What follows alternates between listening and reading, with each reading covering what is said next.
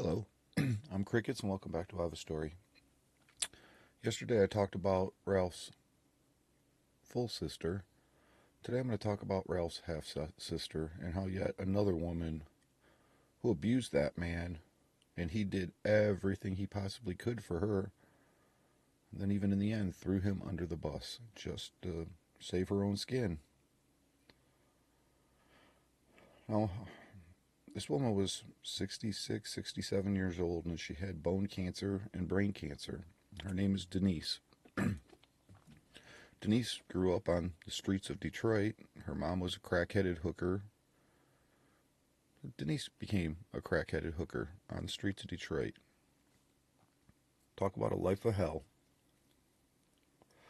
She told me many, many stories. I wish she was still here because she's hysterical. It's like watching the cussing grandma. You go out in public or anybody who didn't know her came around, and I would do it just to throw people off. And you can make a dirty comment to her, and people would be like, dude, that's grandma. And then grandma would come back with one even dirtier, and they'd be like, grandma. And that's quite an event. She was quite a person. I used to spend days at a time over there taking care of her when she was sick, and when Ralph would want his trip away once a year to go on his little vacation, I'd go and stay with her because she was so sick that she couldn't even care for herself.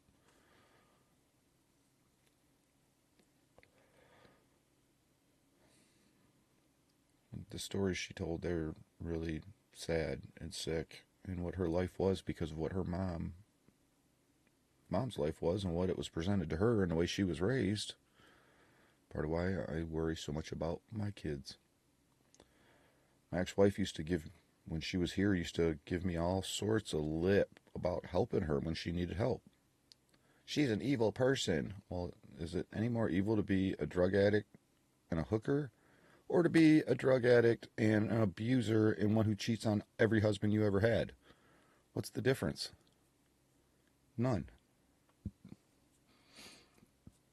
One of the problems being married to a severe mentally disordered person is the narcissistic and mental and physical and verbal abuse of it all. And the court systems who all empower it. Like I said, apparently they want to see more harm come. But this is also a woman. Denise was one that she totaled 3 cars in 2 years, at least a dozen accidents every year. And I reported it, other people reported it, counselor reported it, and nobody would do nothing about it. And she always, the scariest part is she went every single time she went left to center. She totaled a car, took it 1 block away from here to have it redone, the whole front end redone on the car. I took her to go pick the car up. She crashed it on the way home. I mean, seriously, she was very dangerous. But once again, I mean, even my counselor tried reporting it, and the authorities she called reamed her a new one for calling and reporting it. Oh my God, the authorities here are absolutely worthless. Titles, paychecks, donuts, and coffee. Apparently that's it.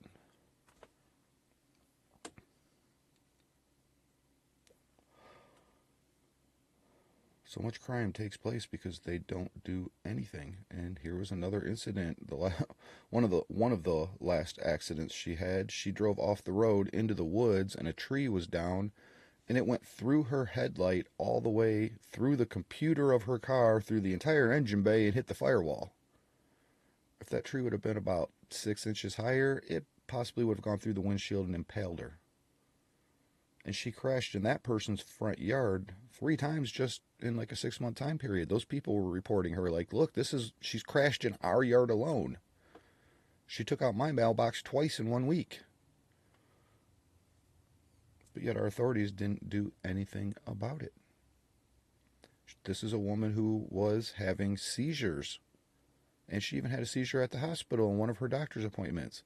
And then her driver who was taking her home had to turn around and race her right back because she was having another seizure. That right there is automatic revocation of a license. I went and talked to her doctor because I was actually signed as one of her care providers. And I was in her medical documents as her care provider. But even talking to the doctor wouldn't even come out and talk to me. I had to talk to staff and told them why I was there, and no, the doctor don't want to hear that. What do you mean the doctor don't want to hear about it? This is a very dangerous situation. She could crash and kill somebody. At least 12 times a year she crashes a car. They didn't want to hear it. Didn't care. Get out of here. We're not going to talk about it. Who does anything anymore? Anything.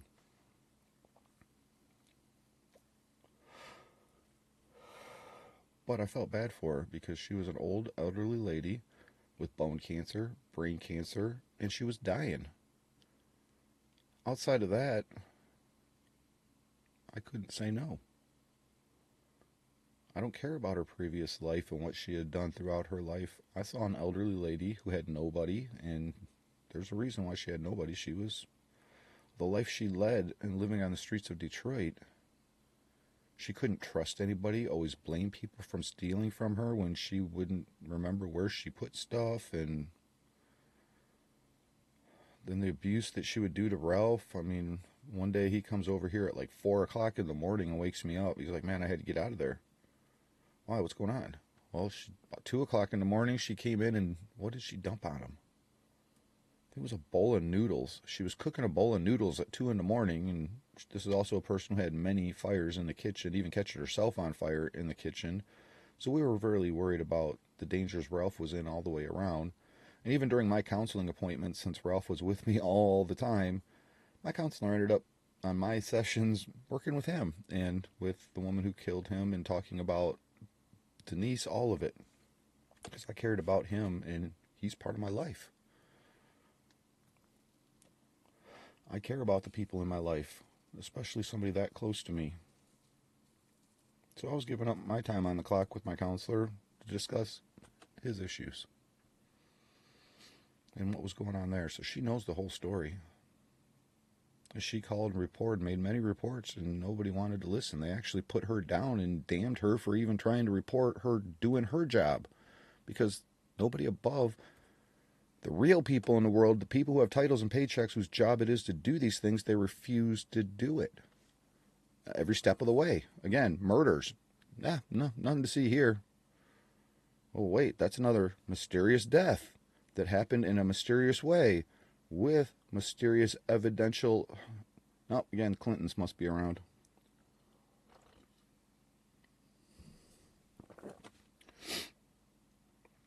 She had severe mental disorders.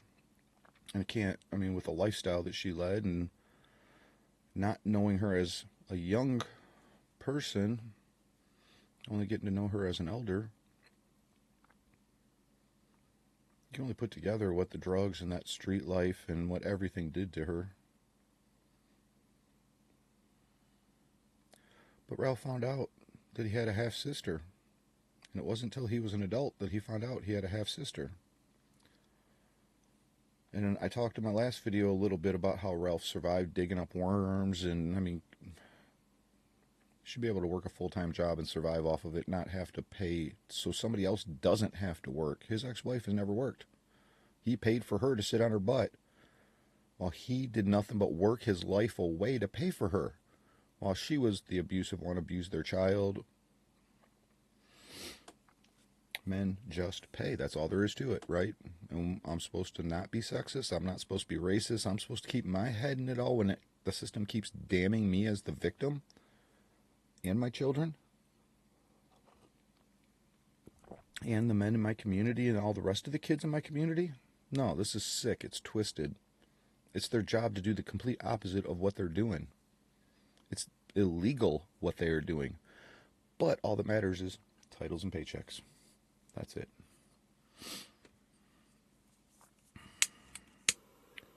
So Ralph found out he had a half-sister down in Detroit. And I talked in my last video, part of how he survived. The other way he survived was, and this is how he ended up finding out, somehow he found out he had a sister down there.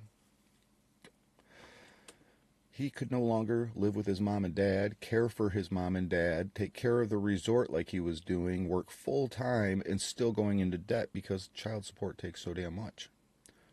And when he gets unemployment in the wintertime, like the majority of the people do here, and that's the life here, you're not allowed to live that life. So he had to go down to Detroit get a job as a union carpenter so he could work year round and leave his mom, his dad, his family, or else he was going to sink completely and lose it all. Go to jail because he can't afford to pay the outrageous amount that they are charging him. This is truly what goes on here. Again, in my case, how a year after a divorce is finalized, in the middle of a court date, when this was not even filed for, we'll just bring up stuff in the middle of a court date. Yeah, I want 14 grand for the year before our marriage. Well, that was all, everything up to the day of the divorce. Once we sign the divorce, everything prior to that is irrelevant. It's all done, settled. But not in these court systems. In these court systems, she wants 14 grand. Guess what? You owe her 14 grand. For what? No receipts, no itemized list of anything. Just, I want another 14 grand. You got it. Is that legal?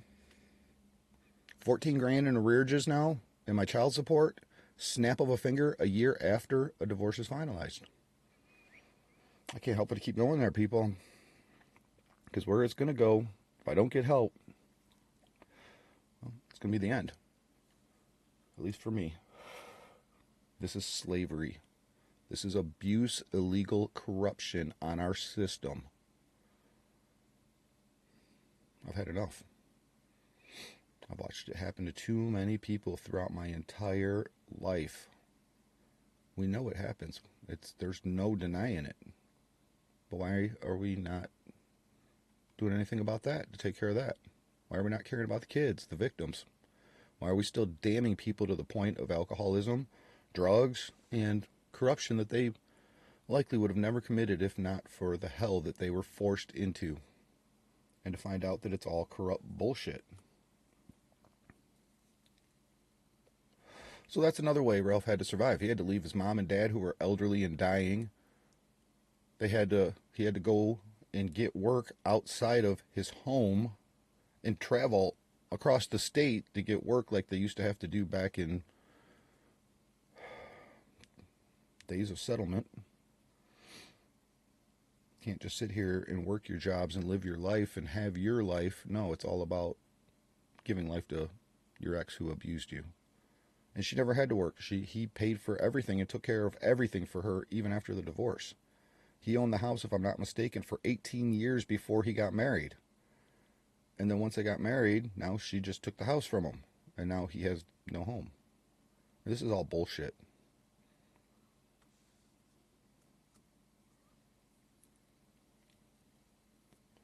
So there's another part of how Ralph survived was he went and had to move away from his family, from the resort his family had,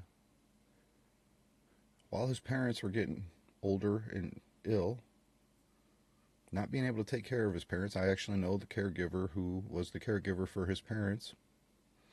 I've talked to her and heard many of the stories.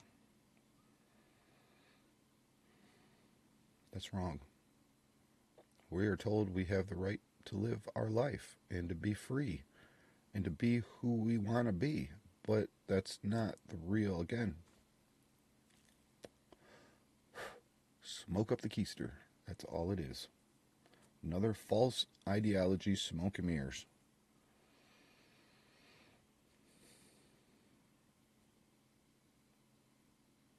And then even after Ralph passed away and all of that happened, and she even watched it, she was scared she was going to lose the house because she wasn't on any deed, title, rental agreement, or anything.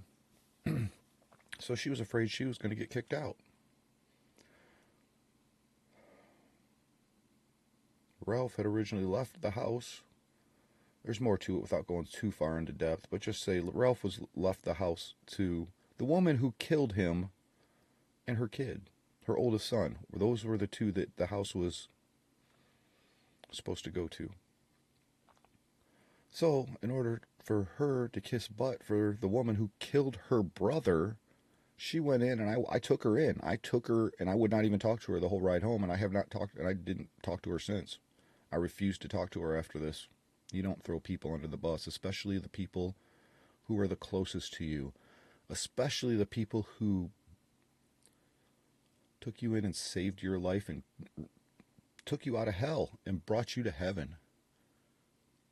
But even then, she was only worried about her own skin when I already told her we already had a trailer house being donated to her. It was coming here and going on my property. We were going to hook up the electrical and the well, and I was going to care for her, even after everything she did and all of the crazy that she is. Even my counselor, when I told her what our game plan was going, Jason, do you know what you're getting yourself into? I don't care. It's not about me. I'm tired of everybody. The me. There's an elderly woman who has nobody. She's dying, and she ended up dying about 6 months after he did. But she threw him under the bus and lied under oath in the testimony. Even went in, I took her in at 8 o'clock in the morning, and she's already drinking whiskey and smoking weed. And admitted it under oath. Oh my God. This is part of why his case got so screwed up, which she shouldn't have been even though she was the only one in the house at the time and the main witness. None of that should even be relevant. The fact that somebody went into somebody else's house in the middle of the night, a 33-year-old woman went into a 73-year-old man's house in the middle of the night to take his guns, and he tried to stop her and she shot and killed him. I don't care about anything beyond that. I mean, what more? You don't need anything more.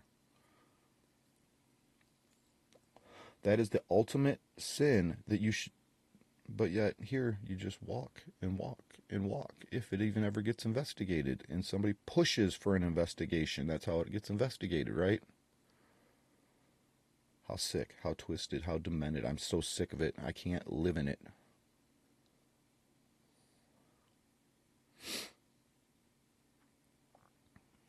So even after Ralph went through the life of hell he did, and even with my counselor saying, look, you need to do something about your sister and put her in a home. She needs to be in nursing care. And all of the abuse that woman had done to him and all the abuse that Ralph had suffered from all of these women, he still couldn't do it.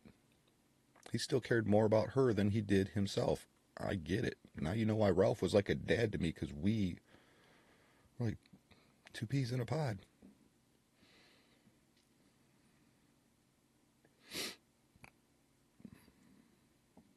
But yet all people did was use him and take advantage of him and kill him, and then still take advantage of him and throw him under the bus. Then in the end, the system just lets his murderer walk free. Wow. How sick and twisted this whole thing is. Ralph was a great man. He didn't deserve anything of what all these people did to him. I spent every day of my life for years with that man. I knew him inside and out better than anybody. Him and I cared for each other and took care of each other. Other people just took advantage of it all.